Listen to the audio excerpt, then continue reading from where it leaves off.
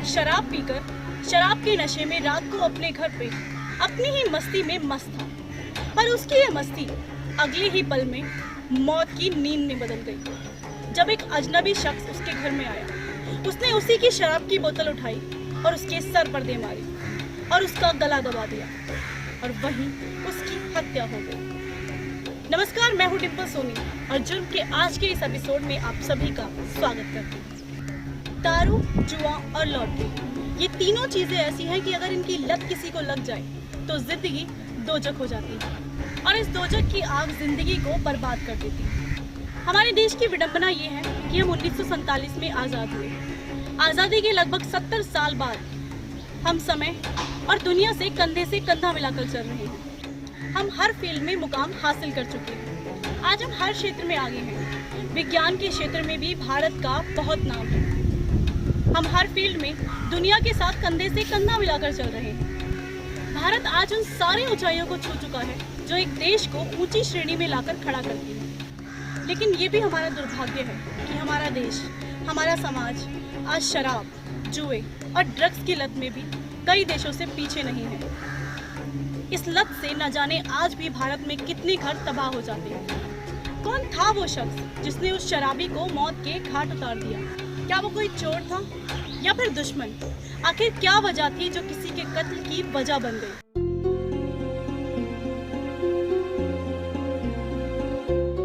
जी संजय वर्मा का घर यही है? जी हाँ, यही है। मैं उनकी पत्नी हूँ। बोलिए, क्या काम है? मैं लॉटरी इंस्पेक्टर हूँ। संजय वर्मा को 70 लाख की लॉटरी लगी है। ये तो बहुत अच्छी खबर है। आइए ना आप अंदर, मैं आपके लिए चाय बना के लेके आती हूँ। उसकी कोई ज़रूरत नहीं है, मुझे और भी काम है। आप बस संजय जी को बुला लीजिएगा। संजय जी तो नहीं है, वो शहर से बाहर गए हैं। अच्छा तो ठीक है, मैं अपना नंबर दे जाता हूँ। जब आएंगे तो उनसे मेरी बात करवा दीजिएगा, तब मैं आ जाऊँगा। आप लॉटरी के पैसे मुझे भी दे सकते हैं, मैं उनकी पत्नी हूँ। नहीं, जीत की राशि उससे जी जाती है जिसने जीती है। उनके पत्नी और घरवालों को तब दी जाती है जब जीतने वाला व्यक्ति इस दुनिया में ना हो। आप समझ रही है ना? ठीक है मैम, मैं चलता हूँ। 70 लाख? कितने होते होंगे 70 लाख पैसे?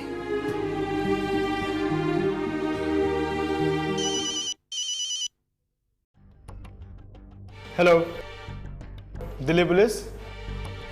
ओके, डेड बॉडी कहाँ है? एड्रेस बोलो। ओके, दिल्ली आगरा हाईवे पे एक लाश मिली है। टीम रेडी करो, चलना है। Okay sir.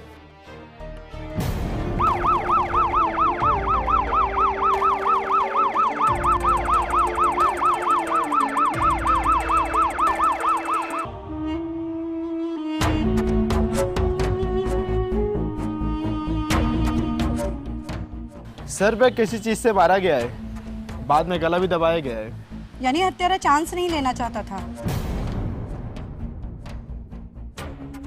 ये लाश यहाँ पर लाकर फेंकी गई है, मतलब साफ है हत्या कहीं और हुई है और ठिकाने लगाने के लिए ये जगह अच्छी थी।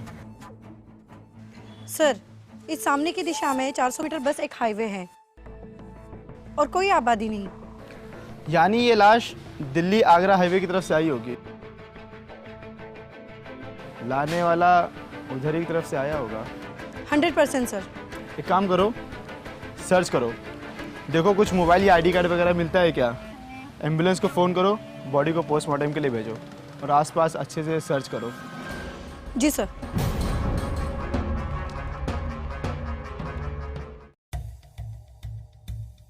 बॉडी में अल्कोहल की काफ़ी मात्रा मिली है सर। पोस्टमार्टम से ये पता चला है कि ये आदमी शराबी था। 40 के आसपास की उम्र रही होगी सर। मौत का टाइम लाश मिलने के 5 घंटे पहले का है।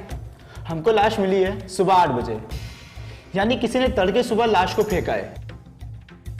मतलब साफ है, हमें जहां लाश मिली है वहां से 20-25 किलोमीटर दूर इसकी हत्या हुई है। पूरी तरह पॉसिबल है सर, आधे 1 घंटे की दूरी से आया होगा। एक पॉइंट है सर, दिल्ली आगरा हाईवे पर क्राइम सीन से आधे घंटे की दूरी पर बस एक ही इलाका है, शौर्य नगर। शौर्य नगर में इसकी फोटो लेके चप्पा चप्पा छानू, देखो इसको कोई जानता है या नहीं। जी सर। क्या बात कर रही है? अरे सच कह रही हूँ, संजय की ना 70 लाख की लॉटरी लग गई है। अरे ये तो बहुत अच्छी न्यूज़ है, और तुम तो लखपति बन गई। लेकिन एक दिक्कत है, क्या? पैसे संजय को ही मिलेंगे। पति की लॉटरी है तो पैसा भी उनको ही मिलेगा। यार ये बात तो सही है, लेकिन संजय तो है ही नहीं। वही तो। एक काम करते, पुलिस स्टेशन चल के संजय के गायब होने की रिपोर्ट लिखवा देते हैं। हाँ ठीक कह रहे, चलो चलते हैं अभी। 4 दिन से तुम्हारा पति गायब है और तुम आ जा रही हो मिसिंग रिपोर्ट लिखाने। वो अक्सर कभी 2 दिन कभी 3 दिन के लिए बिना बताए कहीं भी चले जाते हैं, इसलिए। तो अब क्यों रिपोर्ट दर्ज कराने आ गई तुम? पता नहीं क्यों मन में घबराहट सी थी। उनका फ़ोन कभी बंद नहीं रहता है, भले ही वो कॉल पिक नहीं करते लेकिन रिंग जाती है। उनका फ़ोन स्विच ऑफ आ रहा है। ओके, आप कौन है? जी मैं संजय और कुसुम दोनों का ही दोस्त हूँ। इससे हमारा फैमिली जैसा रिश्ता है, इसलिए मैं। ओके, कोई फोटो लाए हैं? हाँ सर।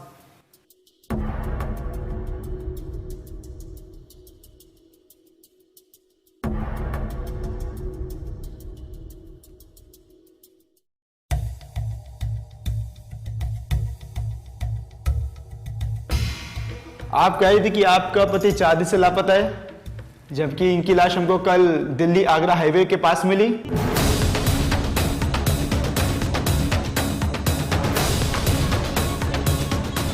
क्या? ये क्या बोल रहे हो आप? लाश? आपसे कोई मिस्टेक हुआ होगा। कोई मिस्टेक नहीं हुई, इनको किसी ने मारकर बोरे में भर के फेंक दिया।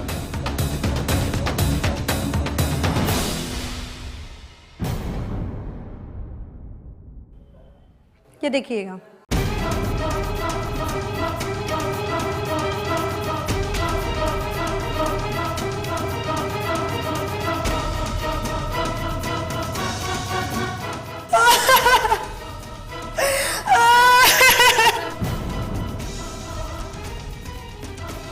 ये भगवान, मैं तुम्हें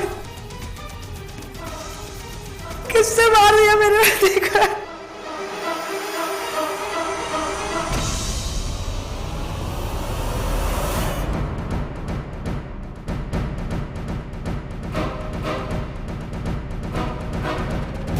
शराबी और जुआरी था और ऊपर से उसे लॉटरी खेलने की लत थी, लेकिन वो कभी जीत नहीं पाता था, ना लॉटरी ना जुआ।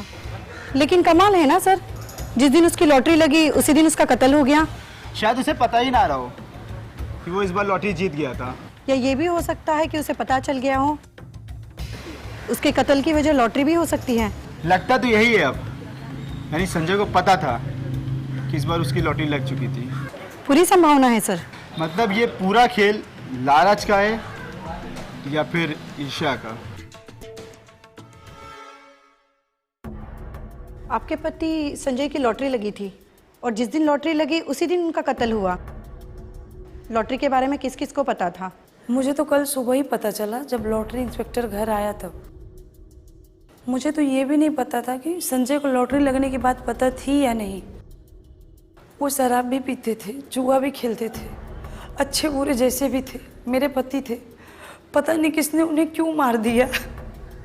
किसी से कोई दुश्मनी, झगड़ा?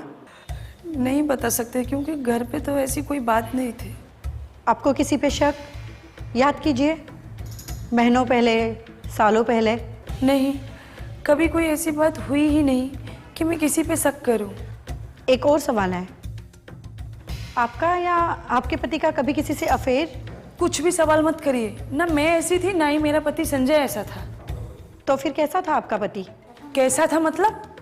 ये तो मैं पूछ रही हूँ कैसा था, क्योंकि वो शराबी और जुआरी के साथ साथ लॉटरी भी खेलता था, फिर भी आपको उससे कोई शिकायत नहीं थी?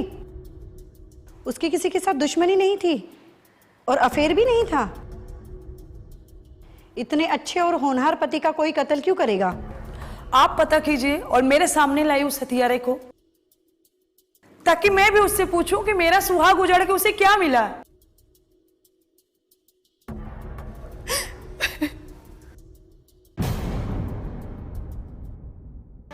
कानून की किताब में परफेक्ट क्राइम नाम का कोई सेंटेंस नहीं मिलता। हाँ, पुलिस वालों को ये जरूर सिखाया जाता है कि कोल्ड ब्लाइंड मर्डर क्या होता है। कोल्ड ब्लाइंड मर्डर वो होता है जिसमें ना कोई शिनाख्त होती है और ना ही कोई सर पैर होता है, ना कोई छोर होता है ना कोई और। तो ये केस भी कुछ ऐसा ही था। उलझनों की भूल भुलैया में पुलिस भी खोई हुई थी। संजय के कत्ल के पीछे जो कहानी थी, उस कहानी के पहले छोर तक भी पुलिस अब तक नहीं पहुंच पाई थी। इस कहानी में कोई सुराग नहीं था और ना कोई ऐसा सिरा था जिसे पकड़कर पुलिस उस कहानी के पीछे जाती। इस कहानी में पति पत्नी और वो वाला एंगल भी नहीं था। अंधी गलियों में भटक रही थी पुलिस, और पुलिस को अब तक ये भी नहीं पता था कि ये गलियां कहाँ तक उसे लेकर जाएंगी। कुमार कुसुम के व्यवहार से पुलिस को उन पर सांत्वना थी, उन पर दिलासा था, पर कहीं ना कहीं उन पर शक भी था। वो इसलिए क्योंकि कुमार, कुसुम और संजय तीनों एक दूसरे से जुड़े हुए थे। ये शक कितना सही था और कितना गलत, ये तो आने वाला समय ही बताएगा।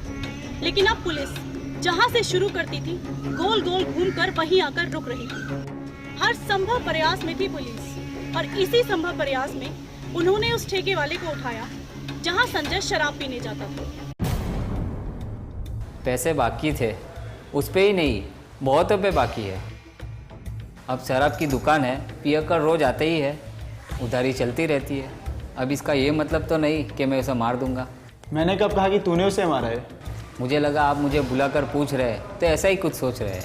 मैं क्या सोच रहा हूँ वो छोड़, तू ये बता, तेरे ठेके पर संजय का किसी से कोई झगड़ा हुआ या कुछ ऐसा जो अजीब हुआ हो? अब दारू का ठेका है साहब, वहाँ जो भी होगा कुछ अजीब ही होगा। झगड़ा रोज किसी ना किसी से होते रहता है सर। आप तो जानते हैं आजकल के पियकर कैसे होते हैं, एक गिलास में खुद को राजा और दूसरों को भिखारी समझने लगते हैं। मुझे सिर्फ संजय के बारे में जानना है, क्या वो भी पीने के बाद दूसरों को भिखारी समझता था? वो क्या किसी को भिखारी समझेगा साहब, वो तो खुद भिखारी था। उसके मुंह तो कोई नहीं लगता था। ज़्यादा पीने के बाद घर जाकर झगड़ा करता था वो साहब। ठेके पर कभी मैंने उसकी बहस नहीं देखी। अब मैं जाऊँ सर?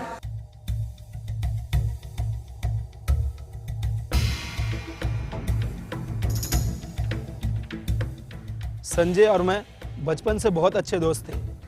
हम एक साथ पले बढ़े, लेकिन समय ने पता नहीं ऐसा कौन सा खेल खेला कि वो शराबी और जुआरी बन गया।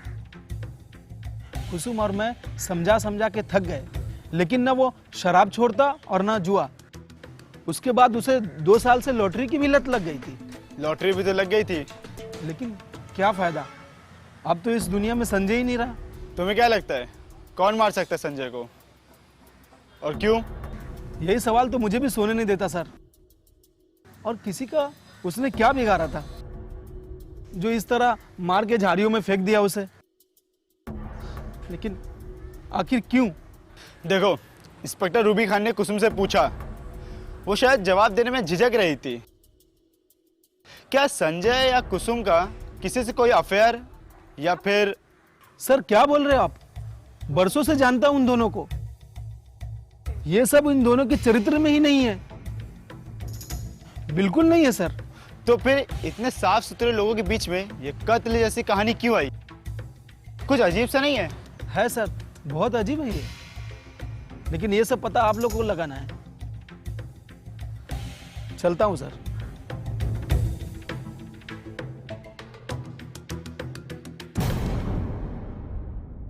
शराबी, जुआरी, ऊपर से लॉटरी विनर, किसी से कोई झगड़ा नहीं, दुश्मनी नहीं, कमाल है। मुझे लगता है कुछ छुपाया जा रहा है सर।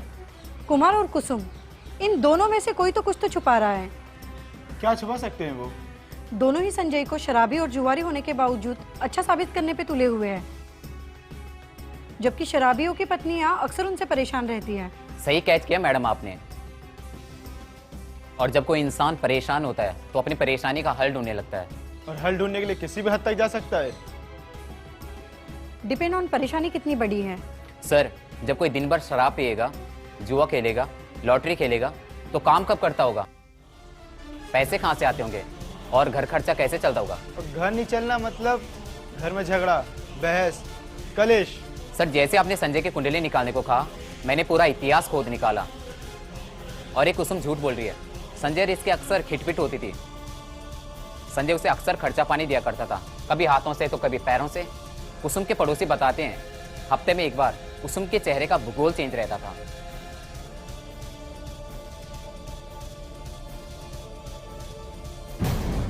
शराबी पतियों की पत्नियां परेशान रहती हैं।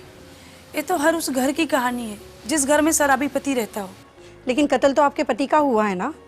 आपके तर्क के हिसाब से तो हर उस घर में शराबी पत्नियों का कत्ल हो जाना चाहिए। जब पति शराब पियेंगे, जुआ खेलेंगे, घर में 2 पैसा कमा के नहीं देंगे तो क्या होगा? झगड़ा होगा ही ना, बहस तो होगी ना।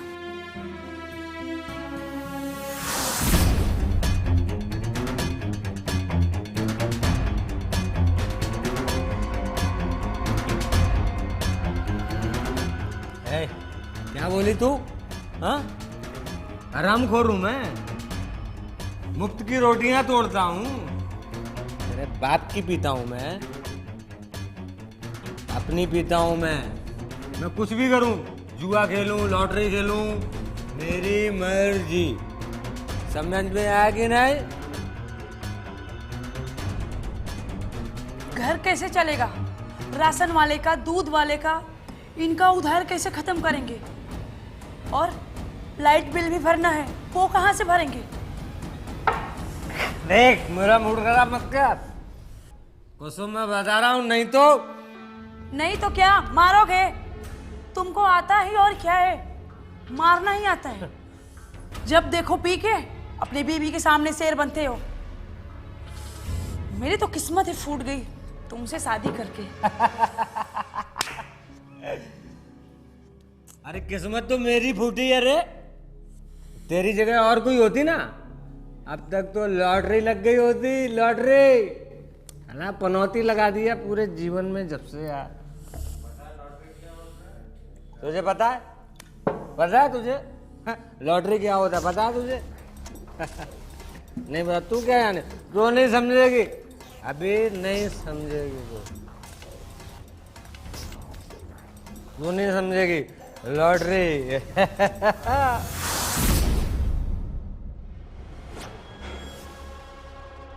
गुस्सा तो आया होगा छुटकारा पाने का, नर्क बन चुके जिंदगी से बाहर आने का। छुटकारा पाने का बस एक ही रास्ता होता है क्या मैडम? मर्डर? तलाक भी तो हो सकता है। अगर मार कर छुटकारा पाना होता तो 10 साल इंतजार क्यों करती? जब 10 साल से झेल रही हूं तो अब क्या हुआ? मैं उससे प्यार करती थी। आप मुझ पे शक करके समय बर्बाद कर रहे हो। मैंने उसे नहीं मारा है मैडम।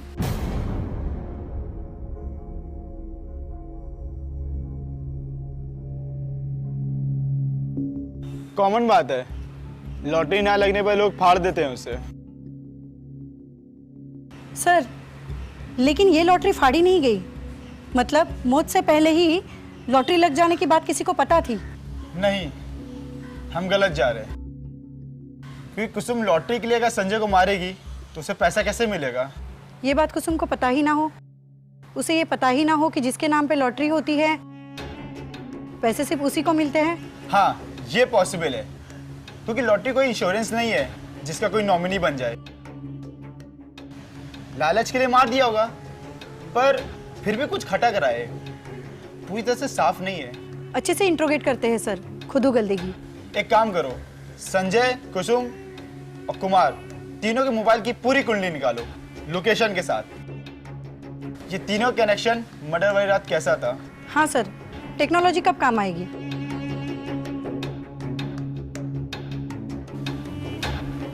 सर, हमारा शक सही था, इन तीनों का आपस में मर्डर वाली रात कनेक्शन था। कुमार संजय के घर ही था और संजय का भी मोबाइल लोकेशन सेम था।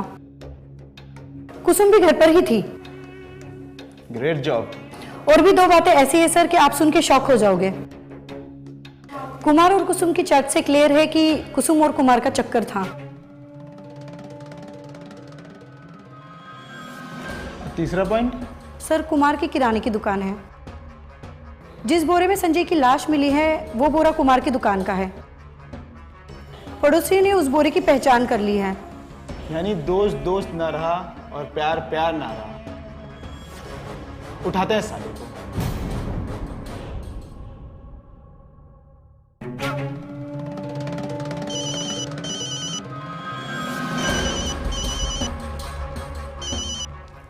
हेलो, पुलिस मुझे ढूंढ रही है? आखिरकार पुलिस मुझ तक पहुंची गई। क्या करूं मैं? क्या करूं, कुछ समझ में नहीं आ रहा। मुझे पहले ही भाग जाना चाहिए था। इससे पहले कि पुलिस यहां आए, मुझे यहां से भागना होगा। भाग कुमार, भाग।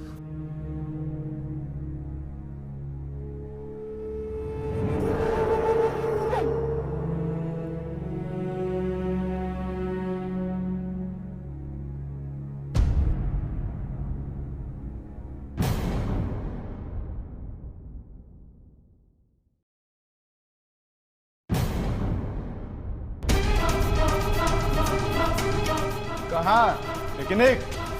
चल तेरी पिकनिक हम मनाते हैं। पंचवार पकड़ो इसको।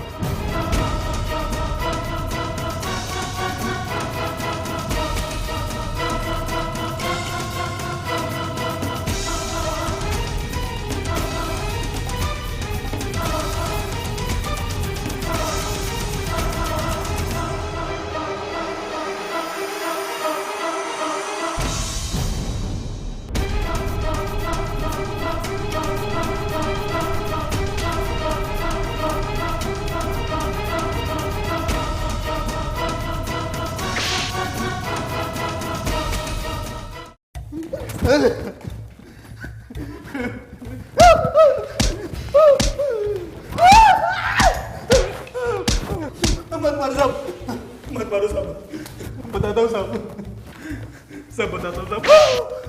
चल बोल। और हाँ, पिछली बार तरह अच्छे बनने का ढोंग करते हो कोई नई गोली मत देना। सिर्फ सच बोलना, क्योंकि हम जान चुके हैं तेरा और संजय की पत्नी का चक्कर है। बस जानना ये है, संजय को तूने लॉटरी के लिए मारा या कोई और बात ही? बोल।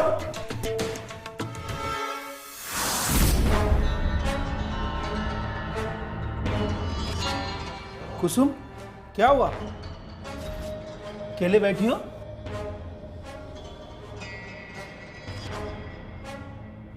उसने फिर से मारा? रुको, उसको बताता हूं मैं। जानवर है क्या वो?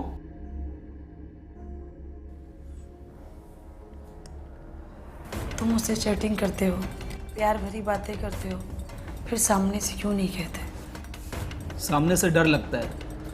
एक तो तुम्हारी जिंदगी में इतनी उथल पुथल है। इस उथल पुथल से मैं वर्षों से बाहर निकलना चाहती हूँ कुमार। प्लीज मुझे यहाँ से निकालो।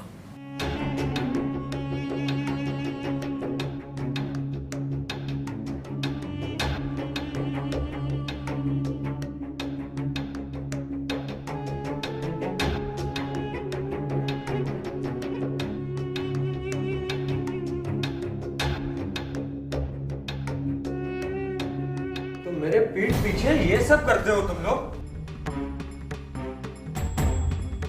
संजय, तू गलत समझ रहा है। ये पहली बार हुआ है। हरामखोर, दोस्ती के नाम पे धब्बा है तू। संजय, मेरी बात तो सुन, ये पहली बार हुआ है। निकल जा यहाँ से। संजय, मेरी बात तो सुन। ये बोतल देख रहा है ना, इससे साल फोड़ दूंगा मैं तेरा। संजय, मेरी बात तो सुन। तू निकल यहाँ से। कल दिन में मैं तेरे से बात करूंगा। आज रात में तो इसको देखूंगा मैं। चल निकल यहाँ से। जिस्म लुटा रही है तू? प्लीज मुझे माफ कर दो, मुझसे गलती हो गई। प्लीज माफ कर दूं? अरे ऐसा कौन सा पति होगा जी ये सब देखने के बाद तुझे माफ करेगा? कब से है बोल? कब से है तेरा और कुमार का चक्कर? कब से है बोल?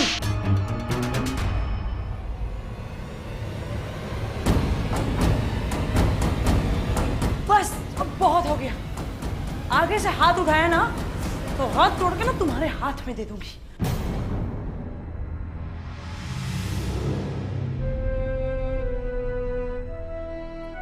तुझे तो मैं देख लूंगा, और तेरा आशिक है ना कुमार, उसे भी देख लूंगा। इस बोतल से मैं उसका सर फोड़ दूंगा। तुम दोनों को देख लूंगा मैं। तूने मेरे जीवन को बर्बाद किया है। देख लूंगा मैं तुझे, देख लूंगा।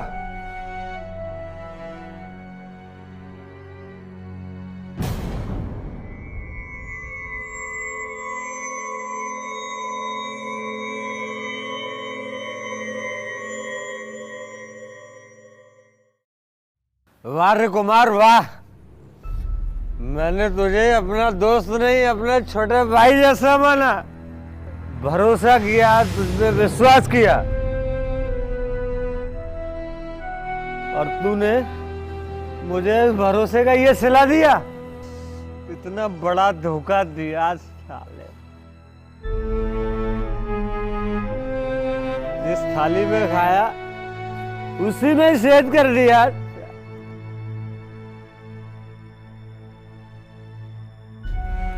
मेरे ही घर में मेरी पत्नी के साथ अच्छी साले, कभी माफ नहीं करूंगा मैं तुझे, कभी नहीं।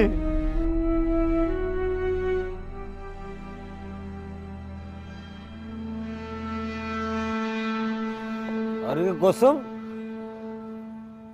इस बच्चेलन औरत के बारे में मुझे कभी पता ही नहीं चला।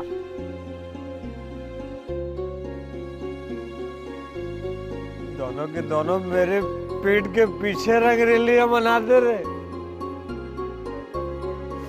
तूने मुझे कहीं के नहीं छोड़ा कुसुम, कहीं के नहीं छोड़ा।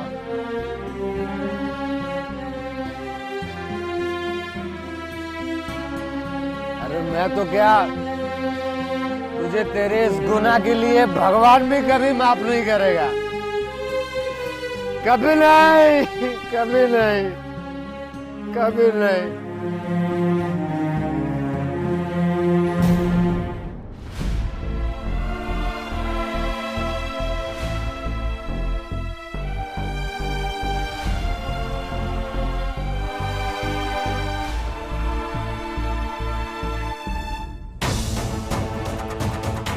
कल रात होश में नहीं था मैं, लेकिन इतना भी बेहोश नहीं था कि ये समझ ना सकूं मेरी बीबी मेरे गद्दार दोस्त की बाहों में है। देख संजय, तूने जो देखा सही में वही था जो तू कह रहा है, लेकिन वो फर्स्ट टाइम था। ओह, तो तेरे कहने का मतलब है वो फर्स्ट टाइम था तो सही था? नहीं यार, तू जो करता है ना कुसुम के साथ, उसकी वजह से वो अंदर से टूट गई है और उसे प्यार की जरूरत थी, सहारे की बहुत जरूरत थी। अच्छा, तो वो प्यार और सहारा तू दे रहा था? तो एक काम कर, अब तू ही रख ले उसे। आज ही छोड़ूंगा उसे, तेरे लिए आज ही छोड़ूंगा मैं उसे।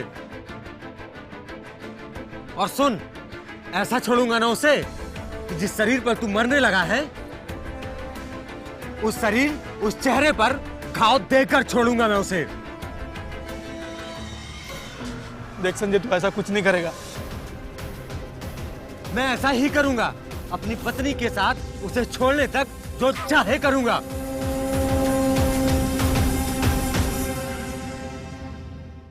जिंदगी बेवफा है।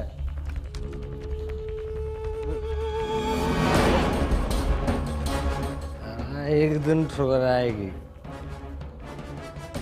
कल रात तूने आंख दिखाई,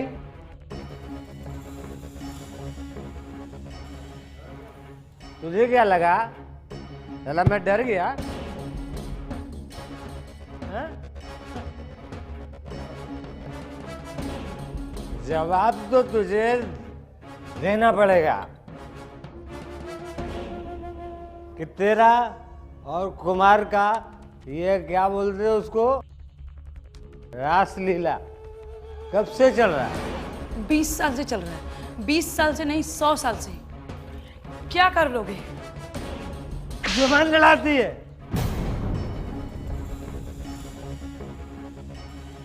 कल ही समझाया था ना कि हाथ मत उठाना, नहीं हाथ तोड़ के हाथ में दे दूंगी।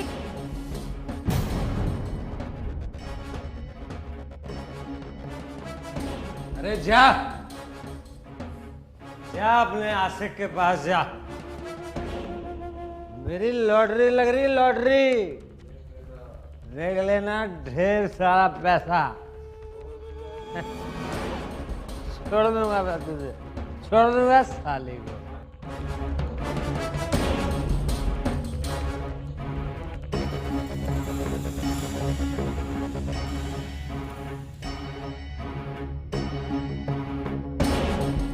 तू दोस्त है साला?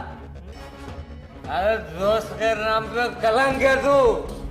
तूने धोखेबाजी किया मेरे साथ। अबे साले इतनी दारू पी ली है तूने, हाँ?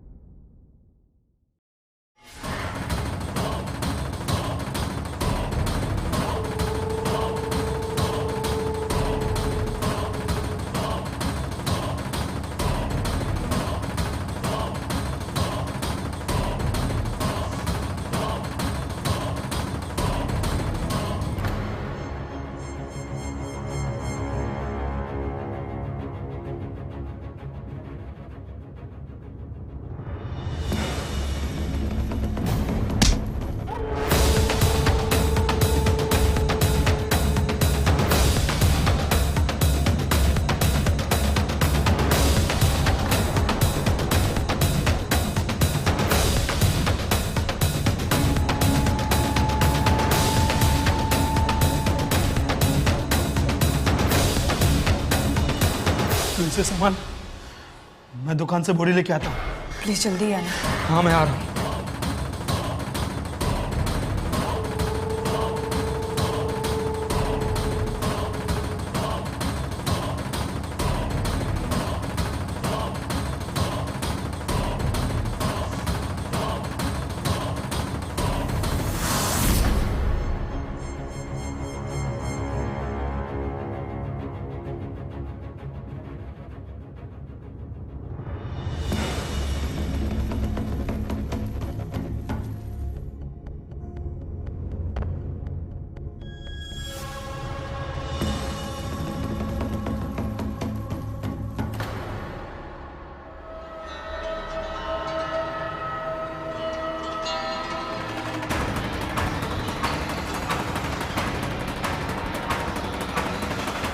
साला बहुत गाली दे रहा था ना, बहुत हीरो बन रहा था, बहुत हीरो बन रहा था ना तू। साला एक ही टाइम में कहानी तेरी खत्म।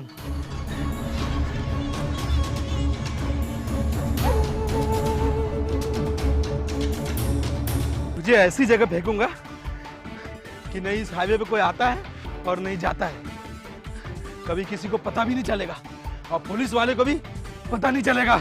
तुझे कीर और कौवे नोच नोच के खाएंगे।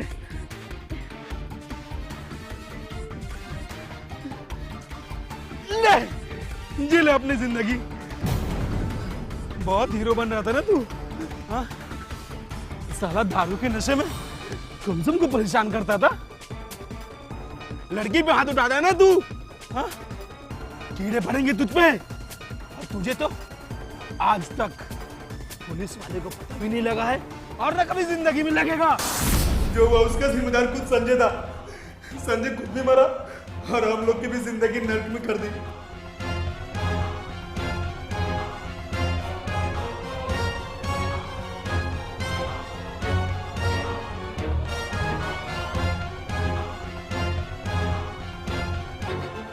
आप लोग?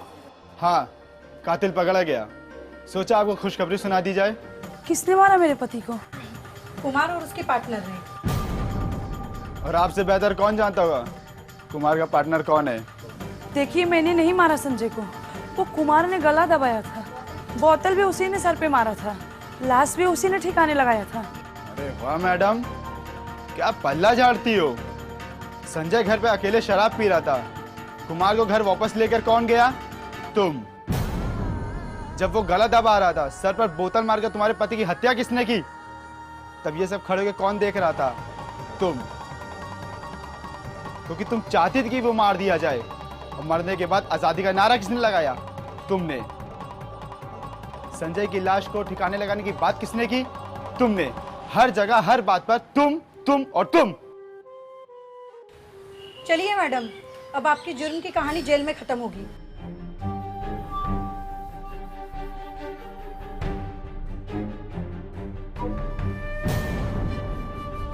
ये कहानी पैसों के लालच की बिल्कुल नहीं है। ये कहानी आक्रोश की है। एक पत्नी के अंदर तप रहे तपन की है, और ये तपन कभी न कभी जुर्म का सहारा लेने वाली।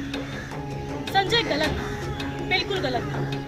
कुसुम घरेलू हिंसा का शिकार तो हो ही रही थी, और साथ ही साथ वो अपने अंदर अकेलेपन की पीड़ा से गुजर रही थी, और अब वो इस पीड़ा से आज़ाद होना चाहती है। उसने कुमार से रिश्ता बनाया। अब ये सही था या गलत, ये अलग वजह है, लेकिन इस रिश्ते को बनने की वजह संजय था। कुसुम संजय से प्यार करती थी, लेकिन संजय कभी उसकी कदर नहीं करता था, और उसका ये दर्द उसे किसी और की ओर खींच कर ले गया। लेकिन कुसुम ने भी गलत किया। वो चाहती तो संजय को छोड़कर कुमार के साथ हंसी खुशी अपनी जिंदगी बिता सकती, लेकिन उसके आक्रोश ने उसे बदला लेने पर, जुर्म करने पर मजबूर कर दिया। शायद उसे ये आभास भी नहीं था कि जुर्म के रास्ते का दूसरा छोर जेल की ओर जाता है। कुसुम और संजय की कहानी हमारे समाज के लिए नई नहीं है। हमारे समाज में और भी कुसुम है। जैसा कि मैंने आपको पहले भी बताया था कि आज के इस आधुनिक युग में तेज रफ्तार से भागने के बाद भी हम अपने समाज से शराब और ड्रग्स जैसी इस लत को दूर नहीं कर पा रहे। शराब और नशे की लत हमारे समाज के लिए एक अभिशाप है, एक ऐसा अभिशाप जो हमारे समाज को अंदर ही अंदर से खोखला करता है, और ना जाने वो कितने गुनाह और कितने गुनहगारों को पैदा करता है। ये एक ऐसी लत है जो हमारे समाज में आए दिन फैलती जा रही है। एक ऐसी बीमारी, एक ऐसा वायरस जिसका आज तक कोई इलाज नहीं है। इसे रोका जा सकता है तो सिर्फ आप और हम मिलकर इसे रोक सकते हैं। आज के लिए बस इतना। आपसे इजाजत चाहेंगे, फिर मिलेंगे जुर्म की एक नई कहानी के साथ। तब तक के लिए आप अपना और अपने बच्चों का ख्याल रखें। सुरक्षित रहें, घर पे रहें। जय हिंद, जय भारत।